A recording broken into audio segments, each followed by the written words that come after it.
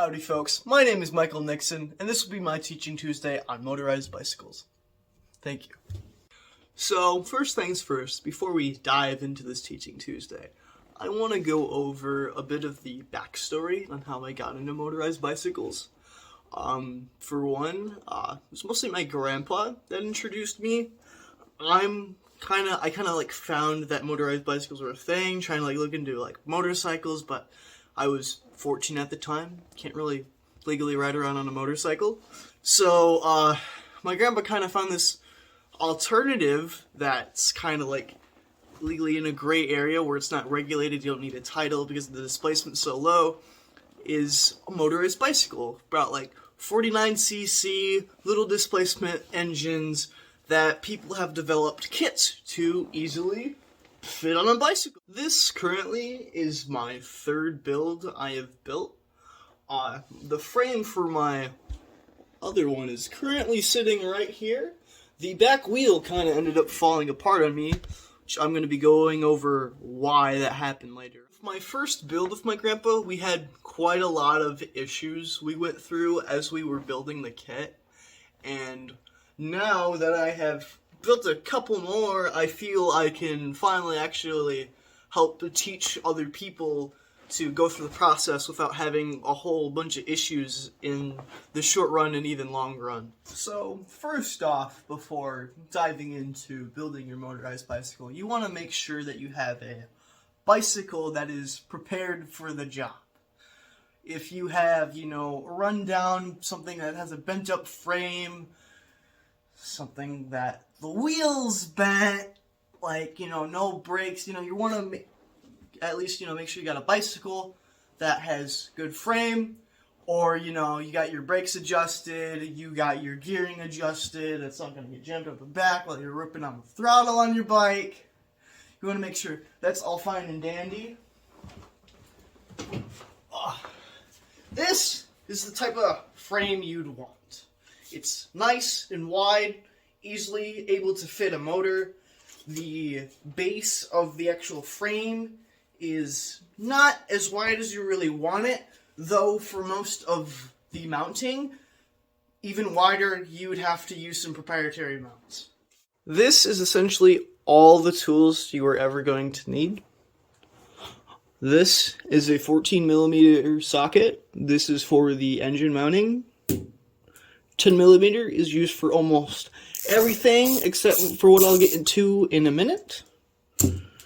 8mm is used for the gas tank and mounting your CDI. This is so you can get into the engine casing. You can also tighten up your brakes typically with a 5mm Allen wrench, though it might be Imperial if you are using a US bike. Pair of pliers, this is good to help pull on the clutch when you are assembling it. Scissors to help cut your fuel line. This if you want to take your air box off. This is also for assembling your throttle. This you're going to need as well to help seat your throttle into position on your handlebars. And you're going to want an extra 10mm wrench so you can easily take off and on your sprockets, which is probably the biggest pain and is what I will get into first with this video. One may also want to use zip ties or tape for securing down your cables and waterproofing your electrical system. Me, currently, I do not have that at the moment, so I will not be doing that. So, this is your sprocket. This is what drives your wheel. You'll get pieces like this, along with these, as well as 9 of both of these. These are the biggest pain in the butt because you gotta hook this on to your bike while it's standing up, or however you want to do it. You could take your wheel off. I typically leave it on, but it's still about as big of a pain with it off. Line these up behind. You're going to want to cut these. I already did that mine with my other bike. So these were the new ones that came with my new kit. I just used my old ones. These, I explicitly tell you, these you want on your back side. So it'll be squished, sprocket, squish, space, squish. These will help save your spokes. That is why this one's messed up.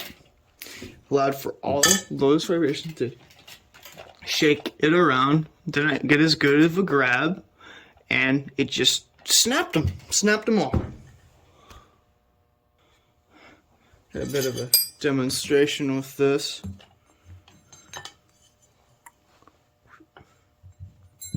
Dink, dink. Then let's just send it through those, and then you'd line this up. You want to make sure your cutoffs here are offset with your cutoffs on your rubber, and you would just screw them out right onto the wheel. And this takes forever, and that's why you're going to need these both, because you'll have to hold one of them while you're tightening the other. And then once you got all that squared away, you're going to want to make sure that it is true with your wheel.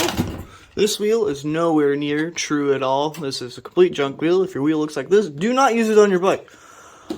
But you're going to want to make it sure it's about in line with spokes. Just like how your gears here are in line with the wheel.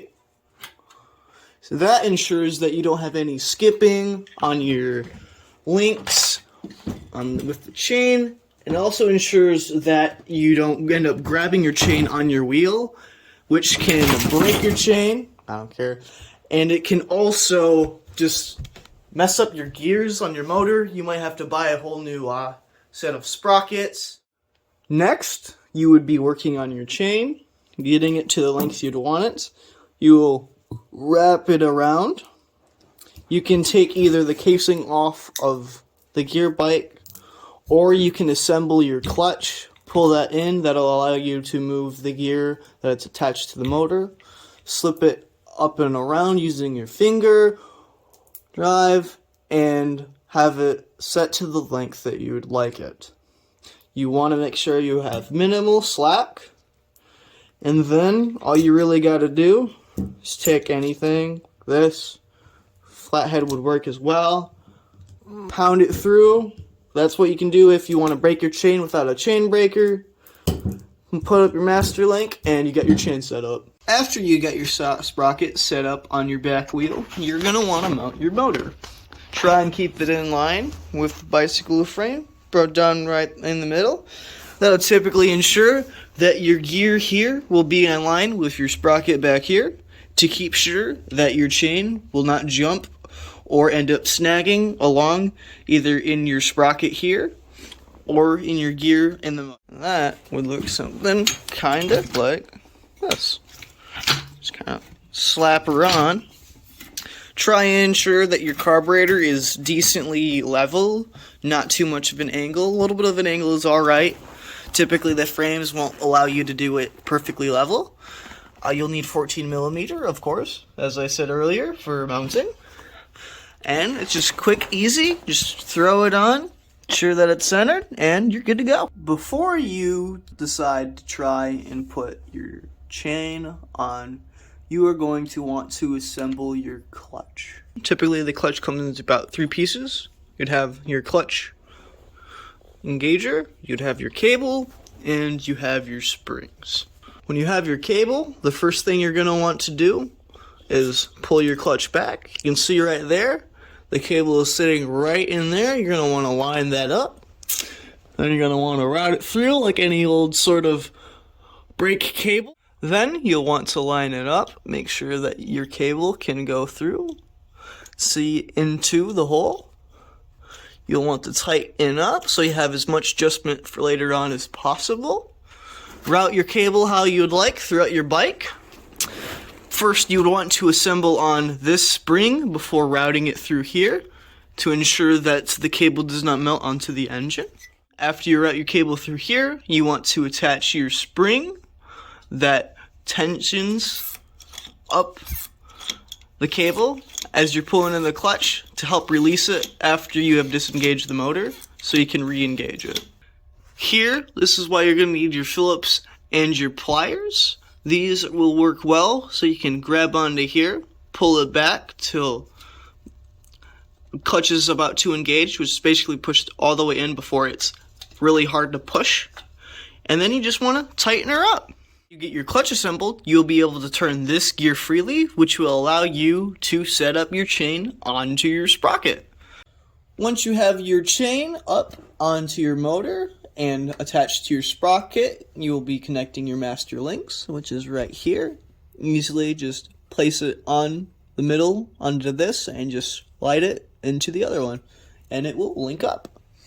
Then you'll want to attach your chain tensioner, which this you'll only need 10 millimeters. You don't need to adjust this unless you have a lot of slack in your chain, which you shouldn't. This, you just need to tighten it up to where you see fit. Make sure your chain tensioner lines up to where the top of the chain meets the motor along with your sprockets, and you'll be good to go. Next, after that, I typically assemble my carburetor along with my throttle cable. They go hand in hand. Here is your throttle assembly. This is where your carb cable will run up through. So you can open up the air hole inside of the carburetor. It'll wrap around and stick right into there, just like how it sticks right into the clutch. Once it grabs, you'll be able to pull on it like that, but you'll have no retention back. That's where the carburetor comes in. Then you'll want to carefully push this spring onto here, pull it back, ensure that your C-clip here is lined up with that hole. Then you want to carefully just stick this here, pull it back,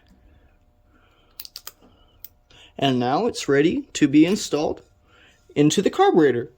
There is a little stick out to help line up your carburetor, which is right up there towards the fuel line. Just want to line it up with there and up in the hole, and congratulations, you have just attached your cable to your carburetor and your throttle. Kill switch. This part leads down into your CDI. Green leads into blue, black to black.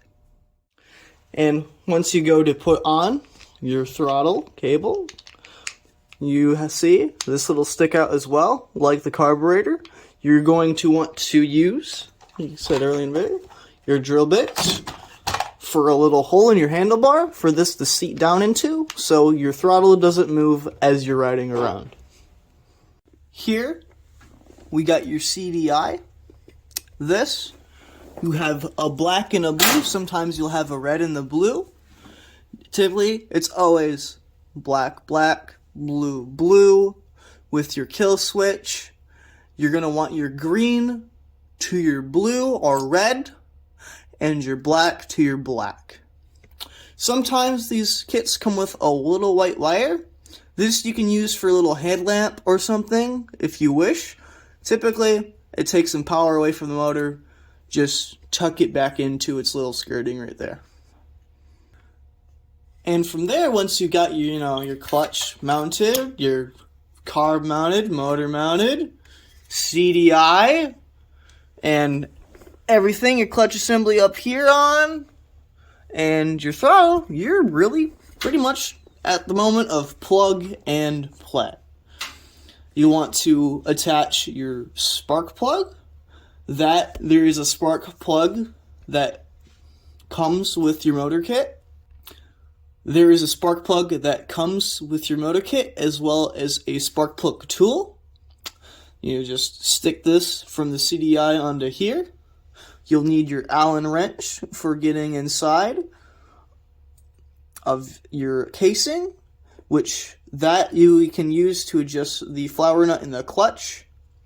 Here, you also want it to mount your exhaust, as well as your intake if it is not mounted. Lastly, you'll want to mount your gas tank. Then, once you have everything here squared away, you will have a set destination for your fuel line to go. So you'll have just one snip and cut, and you won't have to worry about your fuel line again. Here, you'll need your 8mm for these mounting studs. Sometimes they are 10 with the kits. And you want to, try and run them under your cables. But it's really just as simple as plug and go. Last of all, this is your next and final step. Testing out. Here, we're going to show you the controls. So this is your clutch. You're going to be able to... Here, this is your clutch. You want to pull that in, keep it held open, or you can just hold it while you're riding. This disengages from the motor, allowing you to pedal up the speed. For first starts, generally, you'd want to idle with the choke down into this position. The lever will be up into the sky. But since this engine is already warmed up and can idle, leave it open. And after that, all you really got to do is pedal, release the clutch at a decent enough. After that, all you really got to do is release the clutch at a decent. After that, all you really got to do is release the clutch at a decent enough speed and get on the throttle a little bit. Your motor should start right up. Let's test that out.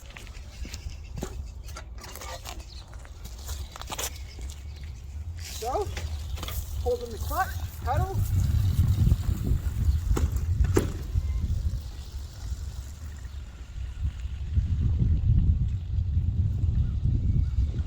Decent enough speed, release the clutch.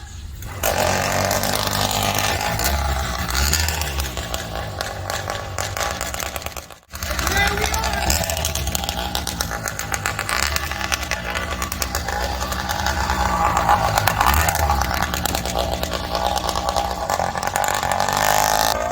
And there you have it, folks. That's my teaching Tuesday. Hope you guys enjoyed. Have some good luck. Make sure your mixture is 32 to 1 or 42 to 1, 2-stroke oil